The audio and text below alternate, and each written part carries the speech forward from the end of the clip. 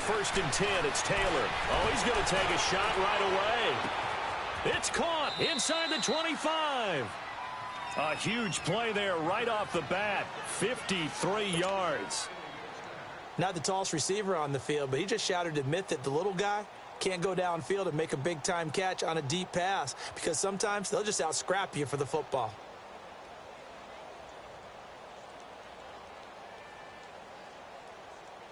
So the field flips here as they'll go to work at the 20 now on first and 10. From the red zone now, here's Taylor on first down. Walker with a grab inside. 10 yards on the pickup there, and it'll be second down. A lot of tight ends just use their size and their strength, try to occupy some space and kind of body people away and catch the football. But not this guy. He's a refined route runner. Makes me wonder if he took some dance classes in his background with his footwork. So second in inches after that first down completion went just shy of the marker.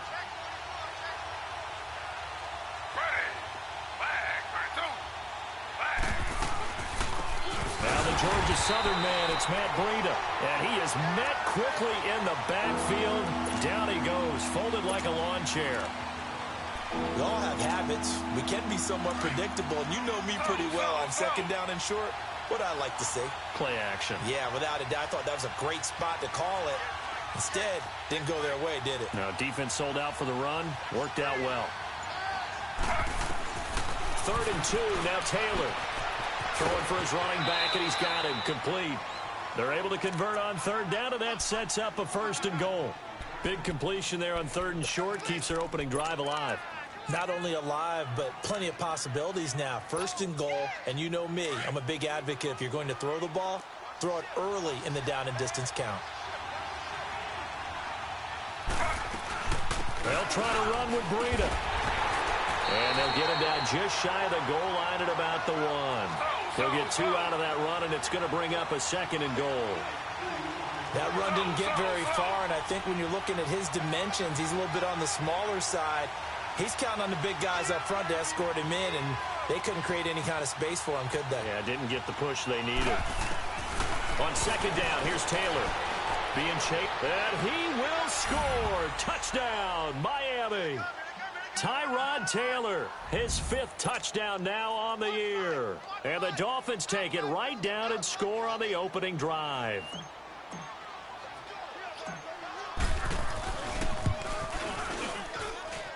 Rosas good with the extra point, and it's now a 7-0 game.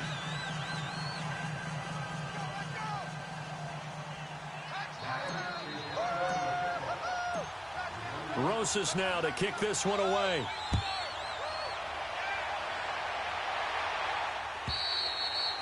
And they will not get a chance to return this one as it's through the end zone for a touchback.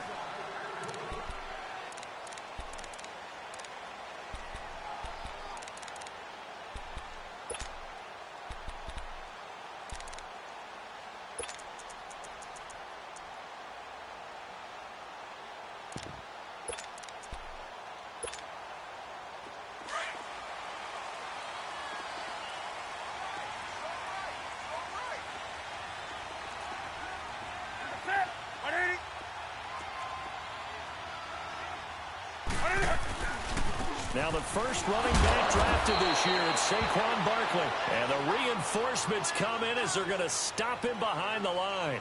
He'll wind up losing a yard on the play, and it'll be 2nd and 11.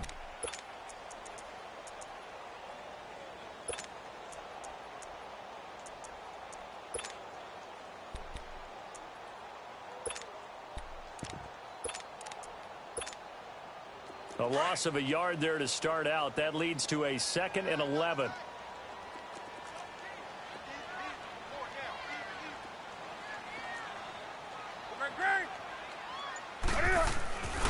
On 2nd down, here's Barkley. And he'll work his way across the 30 to the 32. 8 yards there on the carry, and now they're left with a much more manageable 3rd and 3.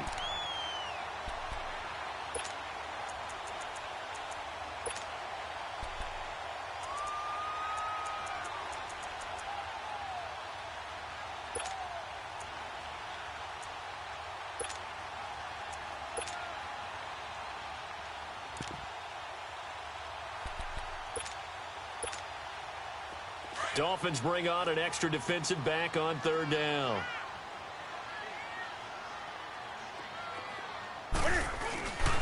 They'll try to run for it with Barkley. No gain on the play there. A nice job defensively, and it likely forces a punt situation on 4th. An ideal start defensively. They already have the touchdown. Now they get the stop. Just like they drew it up on the chalkboard. Does that sound dated? Right? Am I out of touch a little bit? It's all right. All right, grease board, heck, computer, exactly what you want, though. Score on your first drive, stop them on the first drive defensively.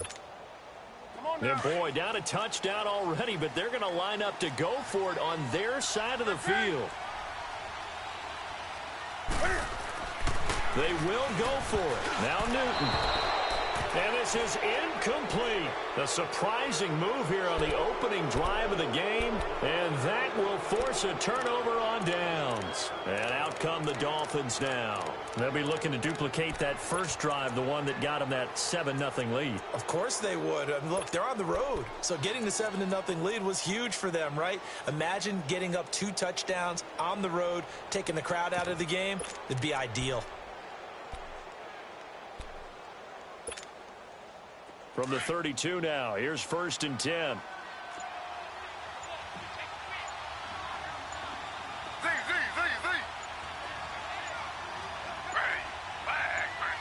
They snap it at 1. Now it's Taylor. And that'll be incomplete. We do have a penalty flag down, however. Let's see what that's about. Clearly wasn't outside of the tackle box. There's your penalty. And accompanying that penalty, a loss of down. They lose the yardage, and, of course, they also lose the down on the grounding call, and it's quickly 2nd and long.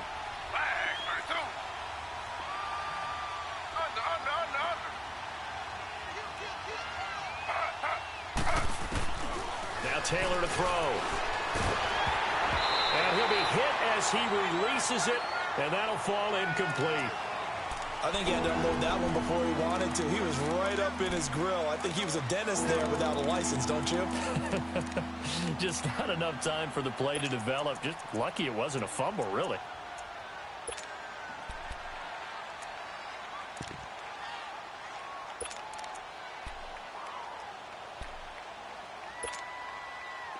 An incomplete pass on that last play, and that means they'll need to come up with something here on 3rd down.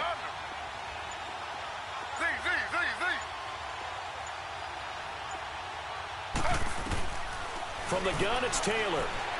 Eluding the pressure right. Hard throw, incomplete. All right, that one fell incomplete there, but the best quarterbacks, they'll miss on 40% of their throws, somewhere in that neighborhood, similar to a great hitter in baseball who's going to fail 7 out of 10 times and still have a great year. In this case, you want perfection, but way better that it hits the ground instead of going to an opposite color jersey. And this is good. He got just enough to clear the crossbar as he drops it in from long distance. And that right there is something we've seen, I don't know, 15 times in NFL history. That will officially go down as a 60-yard field goal. And everything has to be absolutely perfect for this to have any chance. He's got to get it out low and really drive through it. And I tell you, that was one heck of a kick. One heck of a decision on the sideline to even try it as well. An update from around the league as our first one comes from New Orleans. And it's an early lead there for the Saints. We'll keep you updated on that one as it progresses.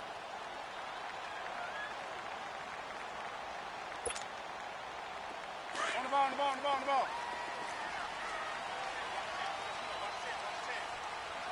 Do something. On 1st and 10, Newton.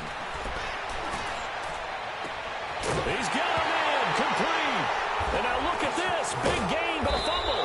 And this is picked up by the Dolphins. And the return comes to a halt right at the 44-yard line. Well, he did what he's known for. He made the catch, then he turned into a runner, took the contact, and coughed it up. And all I remember as a player, when they catch the ball, when those acrobatic guys catch it, you have to make them pay sometimes. You have to put it on them, big tackle, knock the ball free, anything you can do to slow them down. And incomplete on the deep ball. The intended receiver, Marquise Goodwin. And that'll bring up second down.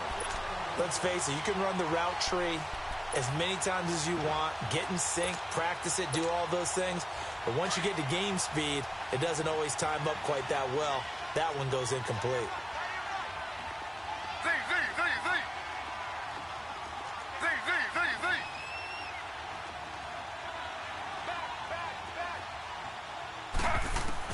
Second and 10, it's Taylor again.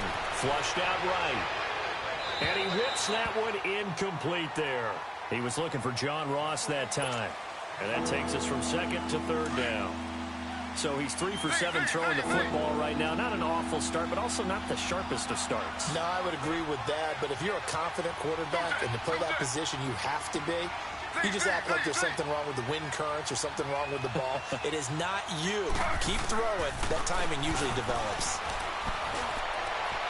And that's incomplete. There is no denying they want to get him involved. That's already the 5th time that they've looked his way in this first quarter. So that tells me defensively that they want to insist on going in that direction. Make sure you've got your best people in the area to try and take that away. He steps into this one, and this is a rocket.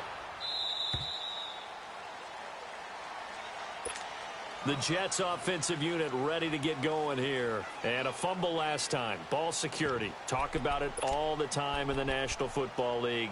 They've got to be better at it on this drive. Don't you think that when every team gets together for the first time, I don't care if it's OTAs, mini camps, first day of camp in the regular season, ball security comes up about what, the second sentence of the coach's address? And those are so many drills focus on that. All the time, and they do drills to make it even tougher to simulate game situations. Doesn't always work out, though. Well, those Giant fans, you know that they love seeing Saquon Barkley wearing their jersey, but it's interesting. He actually grew up a Jets fan. Yeah, I wonder what his dad was thinking. What Big Al was thinking on draft night. Had to be so happy for his son that they grew up watching Jets games. Just sit together, watch it. In fact, Dad has a Jets tattoo. Yes. Okay, so that tells you about how much he loves that team. You think Saquon's going to fix that and make it a Giants tattoo? Yeah, wants to make that a Giants tattoo. That family, though, they fully converted. They're supporting the G-Men. Last year, the Jets averaged exactly 4 yards per rush, and that's what they need here, 3rd and 4.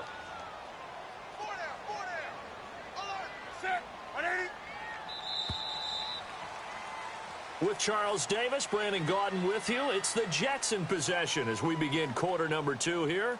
They'll come up on a 3rd and 4 here to start things out.